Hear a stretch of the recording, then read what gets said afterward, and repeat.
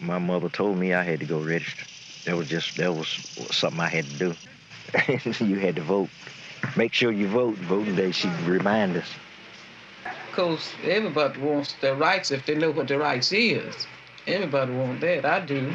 But sometimes you can't get your rights. So here's the time. My class was the first class to go to the all-white school. The first day of school, you get off the bus, you know, and you're in a new place, and all these white people are standing there looking at you, you know. Well, what are you doing here?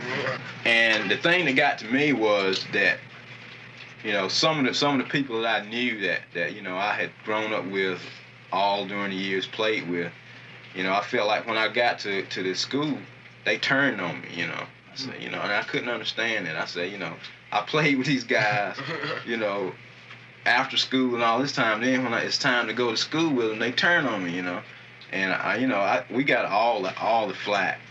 You know, we got off the bus and, you know, they were laughing at us. Well, you know, look at these dumb niggers and stuff, you know, that they ain't got no business here.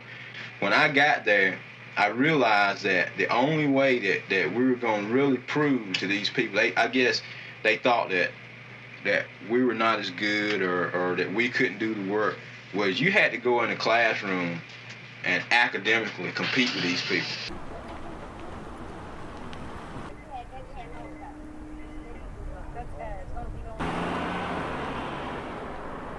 I feel like I just left you. Oh yeah, you did just leave me. How are you? How you doing? Doing Good. fantastic. Good. How you think it's going to go? It's going to go great.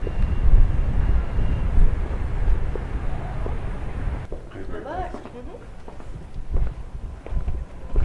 Yeah, you just Dennis David.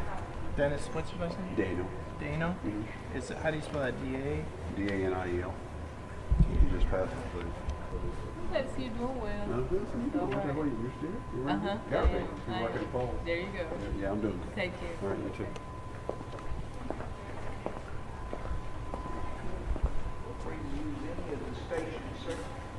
Thank you, sir.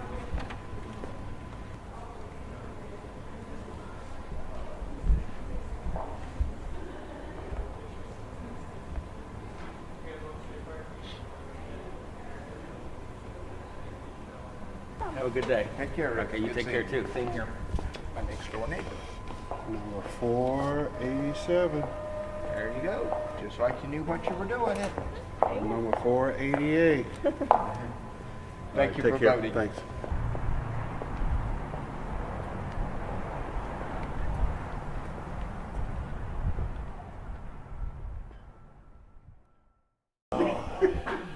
No, I gotta look over. It's just Martin Luther King's picture over here. You still gotta get all this stuff. I'm just joking. You know, the most incredible sports situation that I've ever been in was when our schools had just integrated.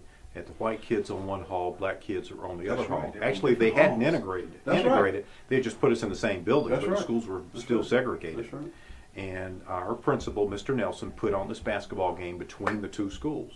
The most incredible sporting event I've ever been involved in. And to this day, I remember it. Al Green hits a jumper from the corner with the buzzer going off to win it for us. And it was like we had won the championship of the universe. That's right. For all time. That's It was right. an incredible game. We showed Incredible. that we Yeah, a could lot do of it. it. They came to Hawley after Christmas. That's right. Because the school was burned down. Because their school burned down at Thanksgiving. That's right. At Thanksgiving. That's right. They had to come and be on one hall, and we were on the other They hall. moved all of us. That's right. To one hall, and And all they of were them on the other hall. It was outside, the one Yeah. closest to the outside of the building. But that's when we met, you know, the Man, Joey Cappers. that's and right. Phyllis Bush. That's you know, right. Luke That's Steele. right. That's right. Mike Allen. That's when we met them. We met them. And they are friends to this To day. this day. Mm-hmm. Sure. Yeah, incredible. Well, Dennis called me about this conversation, and I will tell you, this is the one question I thought about a lot, is our generation, I will never be president, but our generation, and Barack's in our generation. He's late 40s. Yeah. Mid-late 40s. It's what we were raised to do. I mean, Dennis's parents, my wife's parents, there was a constant drumming in our heads day in, day out that we could do and we could be anything that we wanted to be. So from that perspective, I was not surprised at all.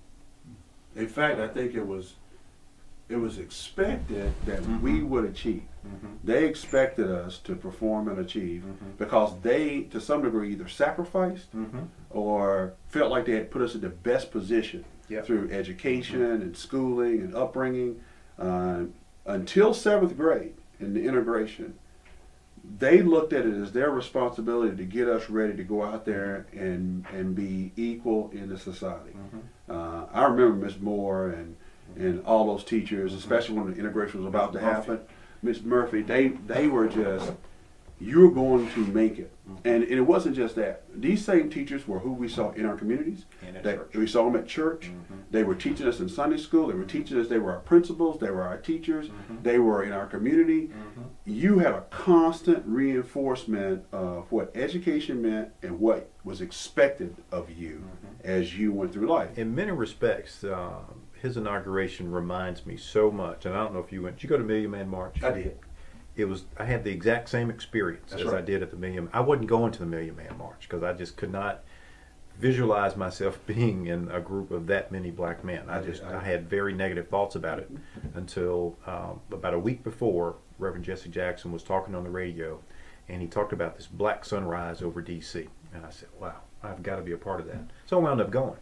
And that day on the mall, I felt as safe and being in the right place as any time in my entire life. And I had a similar experience at the president's inauguration. My grandfather's mother was Kate, Okay. very dark-skinned lady. My granddad's dad was Robert O. Moss, who was a white man. And then we actually have a picture of them. It gets even more interesting as a result of our connections to the white side of our family. Right. This was early on when I got elected mayor or something. I forget. We were the Daughters of the American Confederacy. We're having an event and called and said, Darryl, we need you to bring your dad because we're going to give him this medal. Because it turns out that one of our relatives on that side was a Confederate soldier. So they wanted to give us his award. And you're talking about feeling funny. Going to this event and it's all period dress and all of that stuff. Confederate And 60s, that I can assure you. So you took your grandfather or your father? I took my dad. Your father Mhm, to this mhm, event. to this event. And it was from your father's father Mhm. that this Yes. line comes down. It- I never knew that. Yeah. Well, neither did we. So Oh, my now that was an experience. Did they know that you were black before they Yes. called? Yeah. This is the local chapter of the Daughters of the American Confederation. With, Mildred Goss, who knows all the history. That's right. So Mildred knows that my family is connected to the Confederacy. Oh my goodness. Now you got to believe that is an interesting fact that I get to live with. I'm sure. every day. Of course. Go to that family meeting. Call me if you Thanks, man. All right. I appreciate that. See you later. I do. All right. Bye. Thank you.